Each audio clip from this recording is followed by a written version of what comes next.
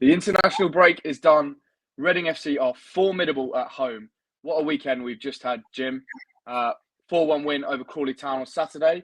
Your very first half marathon run on a Sunday. Talk to us how you're feeling. How are the legs this morning / this evening? Absolutely fried. Slowly getting better. But no, it was a great day, even with the terrible weather. But first half marathon in the bag. What's next?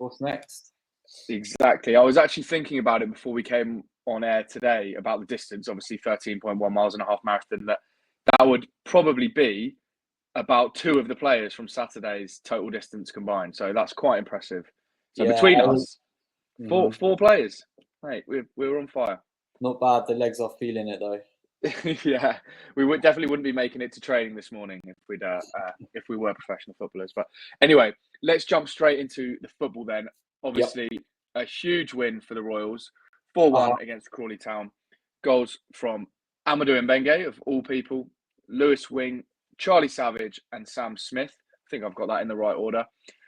We'll start off by just getting your thoughts on how you thought Reading played and the result in general.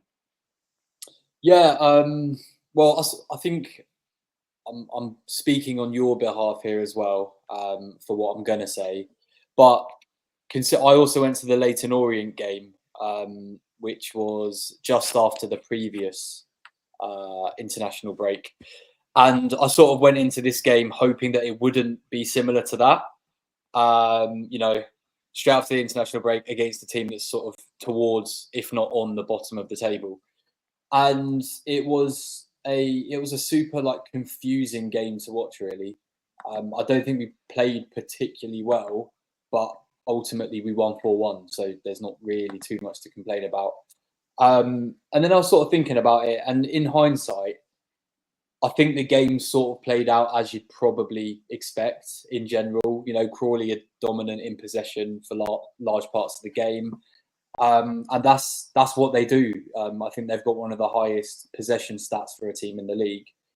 And then when we did have the ball, we looked pretty dangerous. Hence the 4 goals. I mean, we were sloppy at times. I think, like Ben Elliott, he didn't have the best game. He gave away possession quite a bit. Playing out from the back invited a lot of pressure at time. I think at the beginning of that second half, we were just getting so frustrated watching them just do the same thing over and over again. But then, another fantastic long-range goal from Savage. Pretty much killed the game from Crawley's perspective. And I'm sure everyone will know that wasn't the best long-range goal of that game.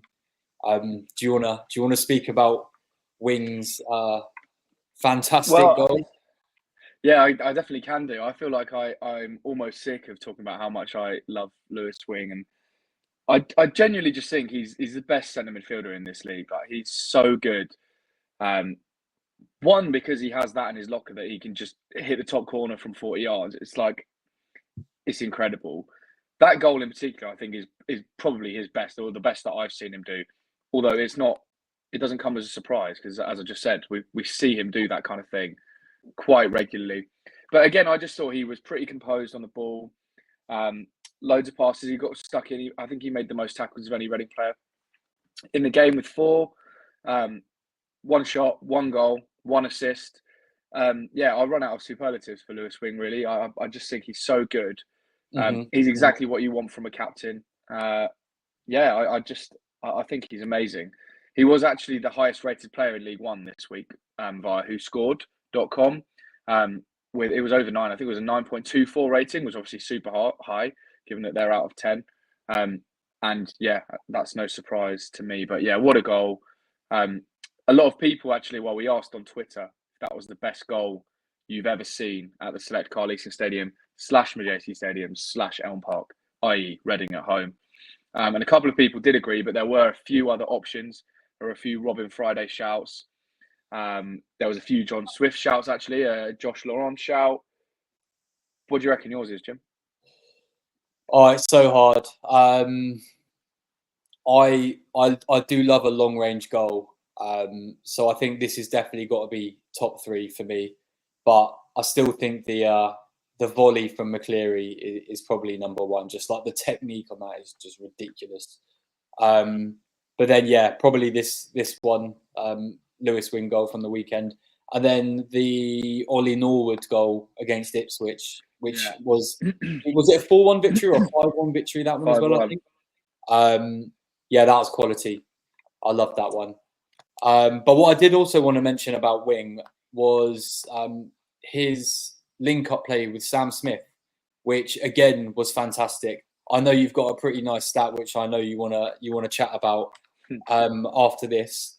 But I don't know if anyone's seen Sam Smith's Instagram story this evening. If you haven't, I think it backs up this point perfectly, and just shows how sort of good their partnership is. But what was it that you were telling me earlier, that the partnership between Wing and Smith is the best in the league in terms of? Yeah, that's spot on. I mean, it's only 2 goals, so it's likely to change throughout the season. But yeah, currently the Wing assist Smith goal is the most prolific in the league with 2 goals. But you're spot on. They kept Wing kept picking out Smith. Smith feeds it back to Wing. Like they look like they're completely in sync. And last season is something that we saw Smith do a lot with Harvey Nibbs. Hasn't done that so much this season because Harvey Nibbs has been injured, and obviously this week playing slightly out of position. I don't know if out of position is the right word, but in a different position to where he has been for the rest of the season. But yeah, so good to see. Like those 2 players, we speak about this all the time. I feel like they've been coming under really, really unnecessary scrutiny so far this season. I genuinely don't know why people are going for them, because they're 2 of our best players. And they just proved that again this weekend as what they bring to the table and how important they are to Reading. I'm maybe reading into it, but Sam Smith's celebration after his goal sort of made me think he's aware of these sort of, I don't even know what the word are, negative comments. And he's just like, look, I'm pretty damn good. I'm pretty clinical, despite what you're saying. I'm good. I'm going to score goals for this club. And he's doing exactly that. So long may that continue. And as long as it does, I think the wins will keep coming.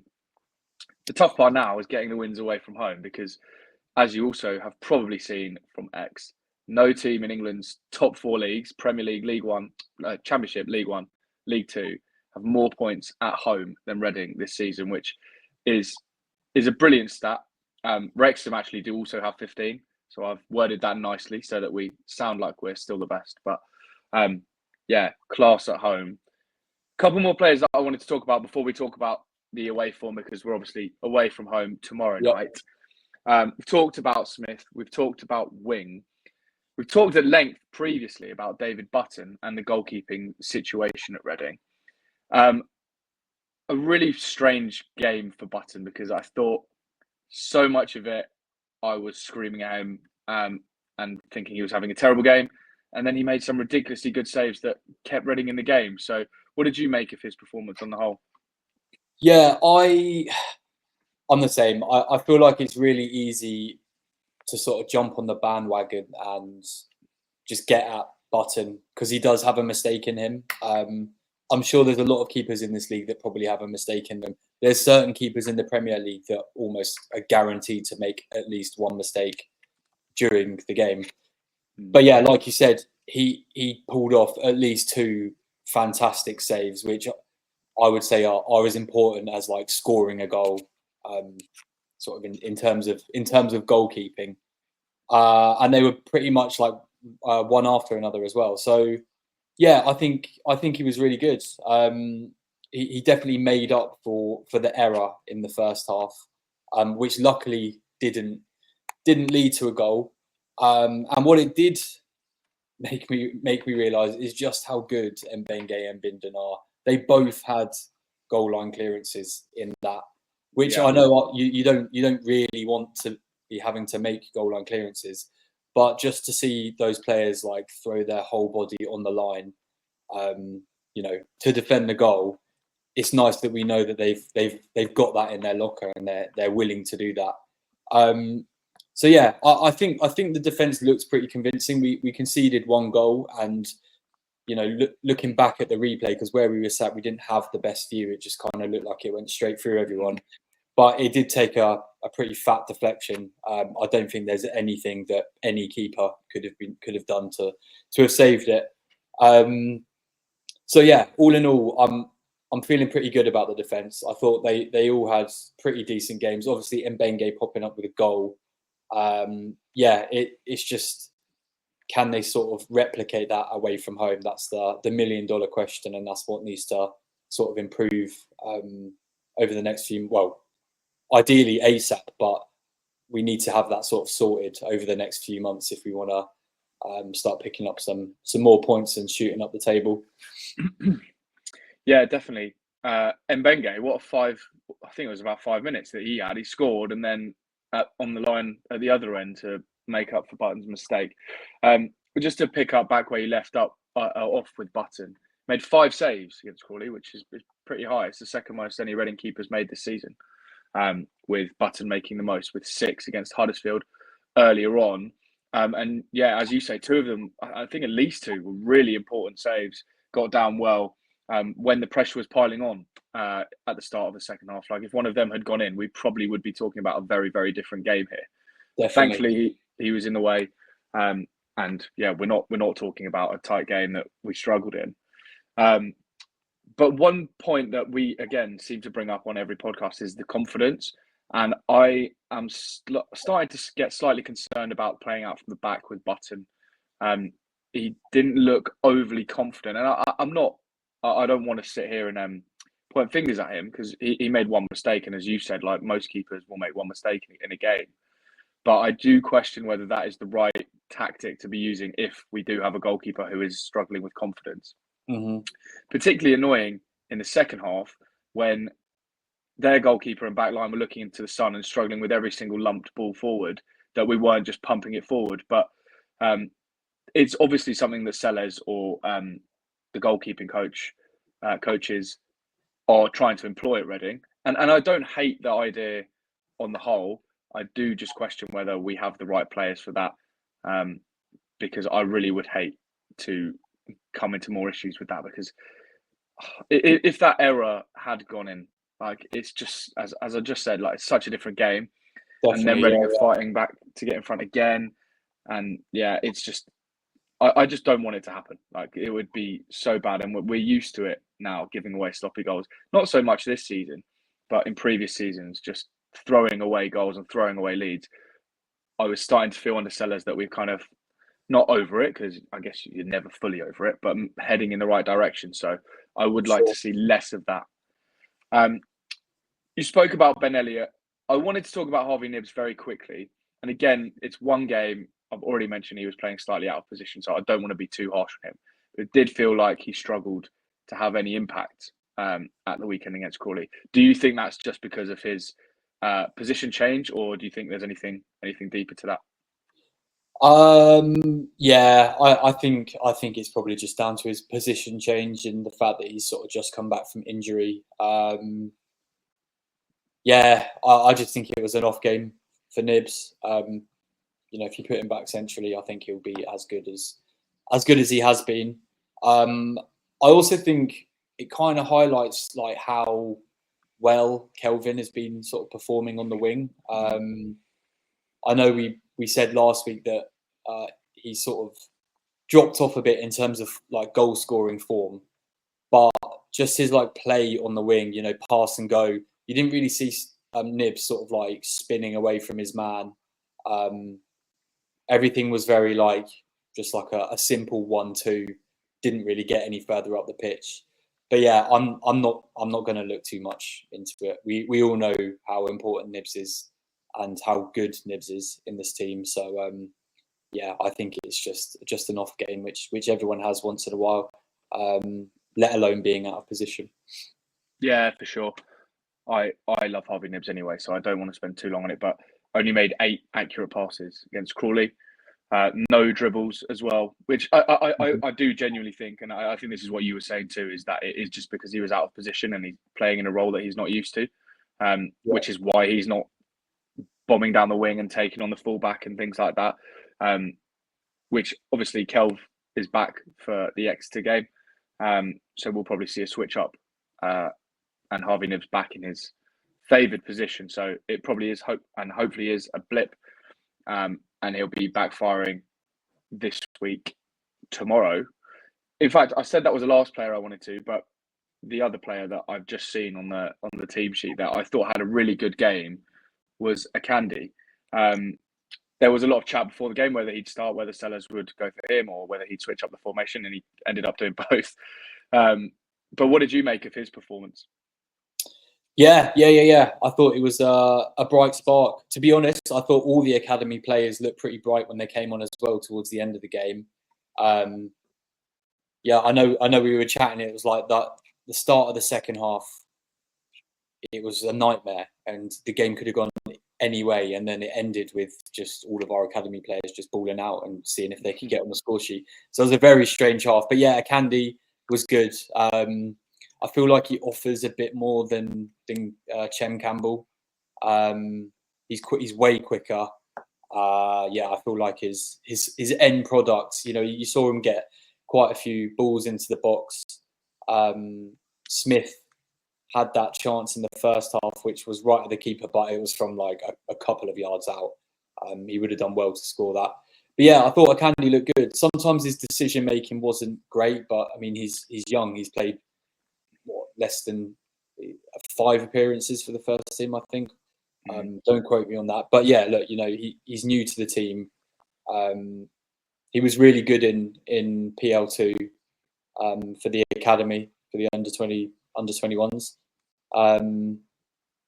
So yeah, I don't see why he doesn't deserve to be starting at the moment.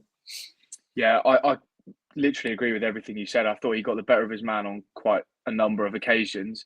I agree with your point on the decision making. Like there was that chance right at the end of the second half where he beat his man and Nibs and Smith were waiting at the back post and he just lashed it over.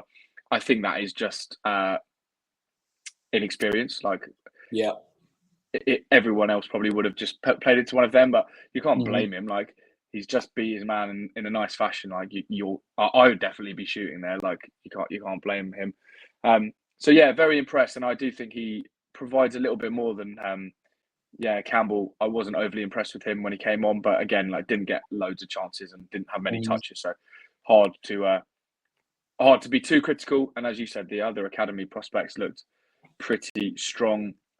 Spencer looked like he could be a real player with a few more minutes under his belt, and I mean Chuma just looks like he's a sprinter on a football pitch. But yeah, there was that one time. Jaden Wareham too.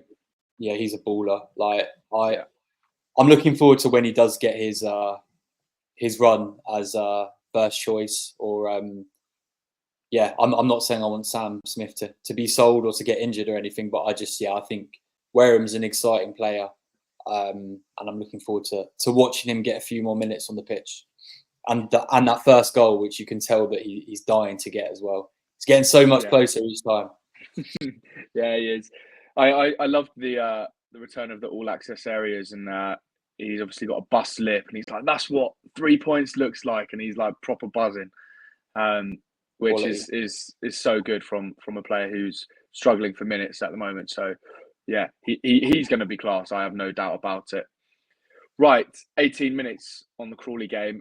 Let's catch up or look forward to the Exeter game tomorrow night. We're obviously recording this on a Monday, so it's tomorrow. It's Tuesday match. Exeter at the other end of the table to Crawley. They are in 5th position at the moment. They are the 3rd best goal difference in the league, and they're currently on the longest win streak in the league, 3 in a row, and are unbeaten in 5, keeping a clean sheet in all of their last 5.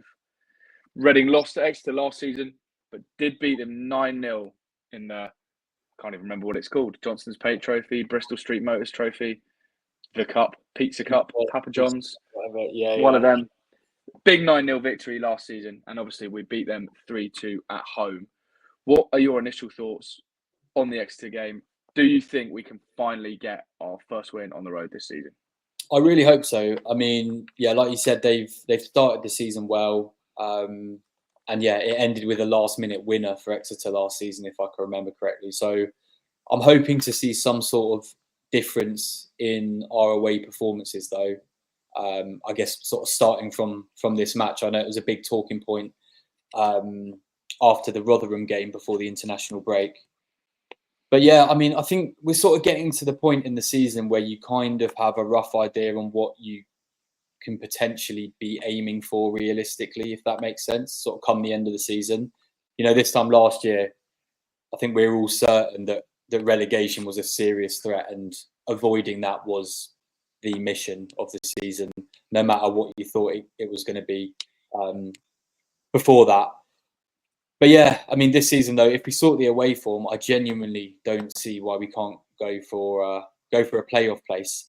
And yeah, I mean, picking up 3 points at Exeter would be a fantastic start on improving that away form. I don't think it's impossible.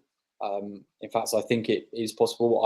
I'm going to back Reading. I'm going to go for a 2-1 win. But yeah, looking forward to it. They've had a little bit more time to rest since their last match, I'm pretty sure.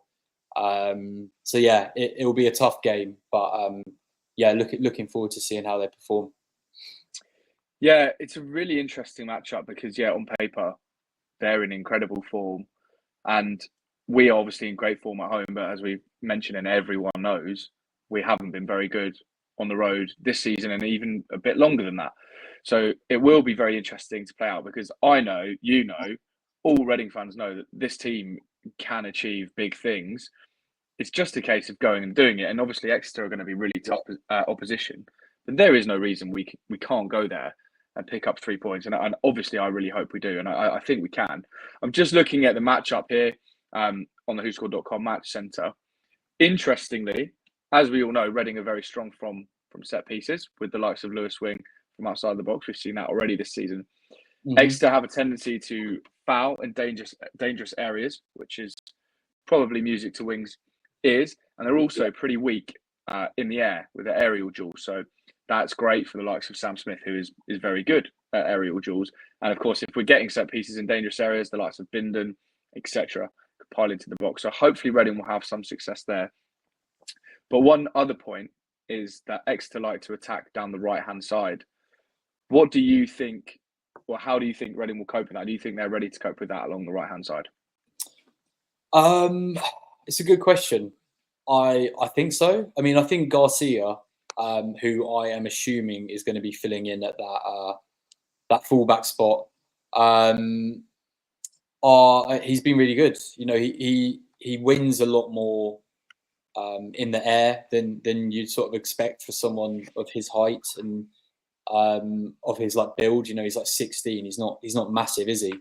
But yeah, it will definitely be a good challenge for him.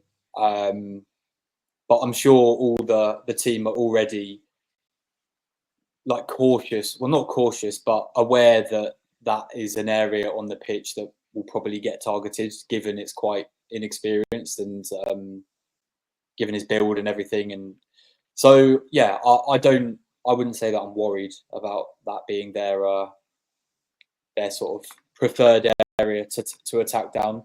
But yeah, it should be a good game. Hopefully Garcia can deal with all the challenges that he comes up against in it. Yeah, for sure. And obviously Kelvin will be back and available. Kelvin will be back, yeah. I imagine he comes straight back in. I can't see any reason why he wouldn't. But yeah, so he's likely to come back in, which will provide him with a bit of support. And then obviously Nibs will be in his preferred position all over the place, as we've mentioned before, getting stuck in. So I imagine he'll be given enough protection, Garcia, to deal with the threats that Exeter have. But might be one to watch if you're going to the game tomorrow, just how Reading do deal with that threat along the right-hand side. Not that much else to mention, really. They like to rotate their first 11, and they'll be without Caleb Watts, who is suspended. I think Reading have got a huge chance here, which, feels a little bit crazy to say, given that, as I said, Exeter are in great form and they're fifth in the league. But I think that's exactly where Reading want to be and could be, and maybe even should be if they got their away form in line. So it's time to start proving that we're good enough to be in those playoff positions. We're 2 points off with a game in hand. 3 points here would would go a long way. We'd be right up there. So fingers crossed we can get it going on the road. The games are coming really thick and fast now as well. So like any points we can get are pretty good. Yeah, definitely. I think a win away will be massive, especially for confidence. It's sort now that it's been in the spotlight, our bad away form. To just change that around at the first opportunity off the back of a 4-0 win at home, I just think it'll be good for everyone. Fans will be happy, players will be gassed with it. It'd be really good. Yeah, for sure. And also, like you mentioned about the last international break, then we played Leyton Orient and were defeated. But then we started to pick up from there. Obviously, not that much on the road because we're still without our first win on the road. But this time we've come back. We've got a pretty emphatic win over Crawley. So hopefully the players are all buzzing. They seem to be, as I said, from the all access areas. Nice trip down to Exeter, playing cards and having fun on the bus, and just go and smash them. That would be fantastic. Yeah, another 4-1, hopefully. Yeah, well, and also to keep up the goal scoring. I can't remember what the actual stat is, but it's been a few games in a row now where Reading have scored at least twice. Yeah. So, and it's all come from like a range of different players. It's not all just coming from Smith, for example, off a wing, or Savage. There's a lot of players that are popping up with goals. Yeah, absolutely. Well, I'm very much looking forward to it. But let's move on to the last section of the pod. As ever, it's your questions. We're back down to one this week, which is not ideal, but we'll give it a go. And I do feel like it's a question we've probably addressed before. But we've got one more game in the tank now, so maybe your prediction has changed. L Danger, Big K, has asked, now that there's 10 games gone, what is your realistic league prediction for the Royals? Yeah, I mean, I think I even answered this about 5 minutes ago. But I'm sticking with playoffs. I think the team is definitely good enough to get to playoffs. I think they're good enough to start turning around this bad away form. We're just sort of waiting for it to happen, and I think as soon as it does happen, we're going to start shooting up the table. I mean, I guess we're also sort of getting to the point where, one win doesn't shoot you up the table as much as it had done before this week. So yeah, it would be good to start like solidifying like a certain area of the table rather than just dropping to the, near the bottom and then shooting all the way back up to the top. It would be good to sort of just go on a bit of a winning run, or at least a run where we're picking up points in every game. So yeah, sticking with playoffs for me, I think we're definitely capable of getting to the playoffs. How about you? Yeah, I agree. I actually think we will make the playoffs. I think we'll turn this away form round and we'll be right up there. But it's one of those things, isn't it? Whereas as long as we're winning all of our home games, we just need to pick up a few wins, a few points on the road, and that is playoff form.